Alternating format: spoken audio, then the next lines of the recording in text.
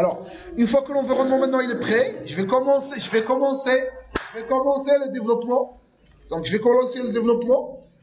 Donc, voici. Donc, le create. Maintenant, le create, il est composé de 3 parties. Première partie, c'est le create. Deuxième, create de commande. Deuxième partie, c'est commande item. Troisième partie, c'est la liste des commandes item. Et par la suite, je vais faire un save. OK? Donc, ça c'est la première partie. OK? Je vais revenir rapidement sur la partie. Je vais le faire avec un 12 ici. OK? Je vais faire simplement la partie create, tout court, parce que maintenant la partie create est un petit peu gigantesque. Et je vais rentrer ici.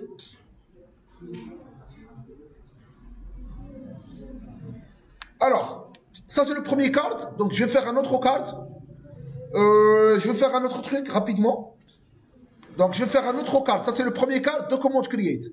OK? Create commande. Donc, je vais dupliquer tout ça. Alors, il y a une erreur quelque part. Ouais, il y a une erreur quelque part. C'est quoi l'erreur? Ouais, ça c'est ref. Ça c'est total.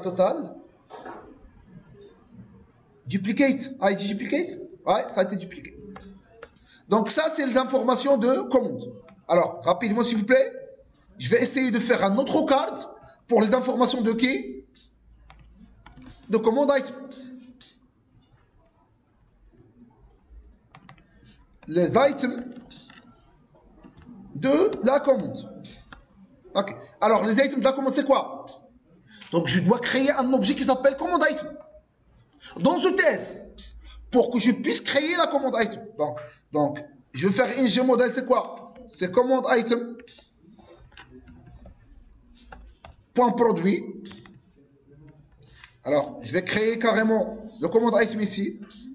Donc, dans la partie item, je vais créer un commande item avec un getter and setter. Donc, private commande item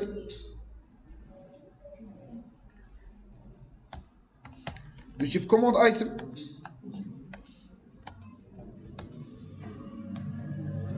avec le getter setter.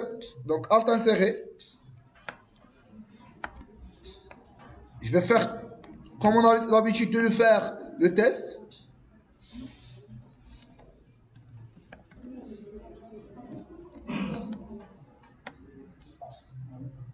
Je vais instancier.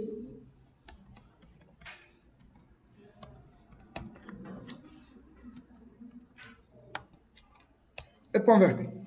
Donc maintenant, je peux pointer sur un objet qui s'appelle command item.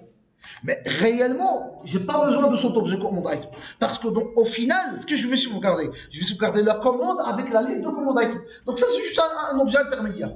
Ok? Donc ici, je vais faire command item. Point quoi? Point le produit. Ça, c'est quoi? Ça, c'est le premier component. C'est ici, command item. Point quoi? Point produit. Et ça s'appelle comment? Ça s'appelle produit. ID c'est produit. Ici, je vais le nommer produit.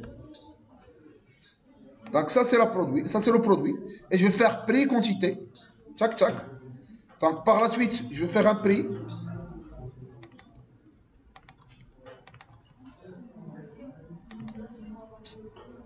Et prix. Je vais faire par la suite la quantité.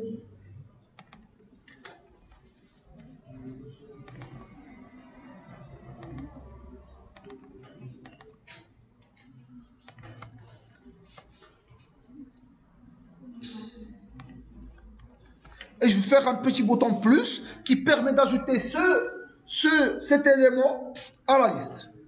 Alors, je vais faire un petit div. Donc ici, un petit row plutôt. Div row. Alors, je vais faire le premier card au sein. Donc, div.call medium 6. Tabulation, tac.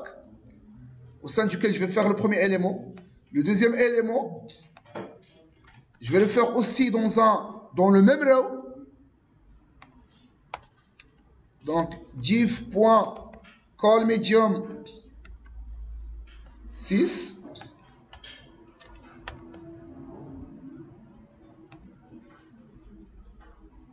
Et en fin de compte, je vais faire un dernier row qui contient la liste des command items. Mais avant, je vais faire un petit bouton. Alors, le petit bouton, il est là. Je vais faire un input avec un btn.btn. btn, par exemple, btn danger. Non, btn danger, non. btn info, ok. btn info. C'est un button plutôt. Button. C'est pas ça. Hein.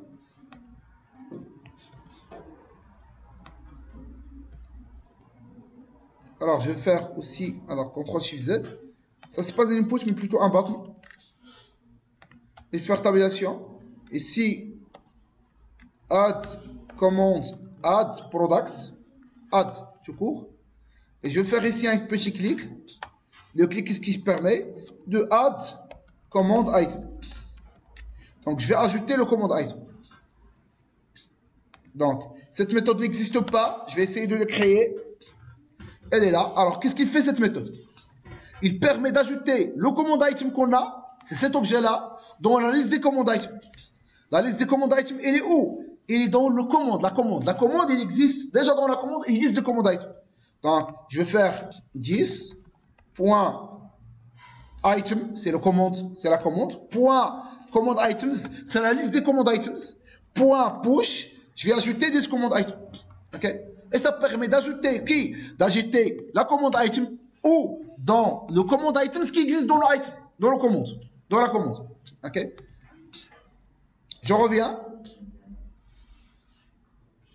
Je reviens dans mon interface. Elle est maintenant, elle est prête.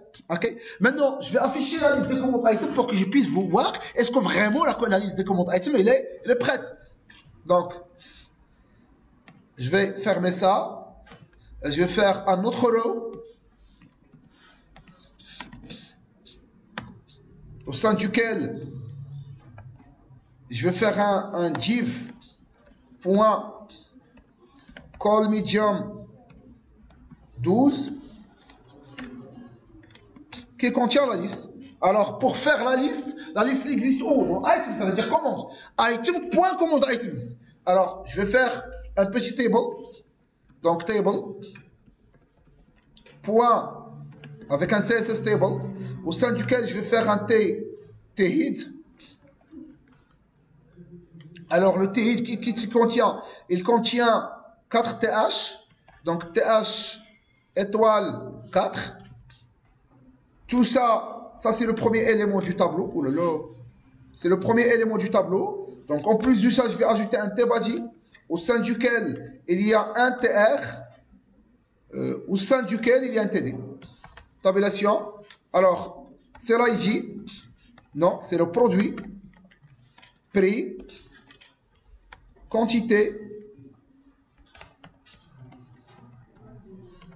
Action. Alors, le TR, je vais faire une boucle for, donc ing for. Je vais boucler sur quoi? Sur la liste des command items existant dans la commande. Donc, ing, donc je vais faire un let. Let element of item.command items. Par la suite, je vais afficher les éléments. Donc, c'est quoi l'élément? L'élément, c'est element.produit, element.prix, element.quantité. Alors, maintenant, on va essayer de voir. Est-ce que vraiment ça marche? Ça marche pas. Alors, quand même, je vais revisiter la partie app component. Elle est là. Par défaut, elle place tout ça dans un 12. Ok. Donc, je vais essayer d'exécuter maintenant la partie Angular pour voir.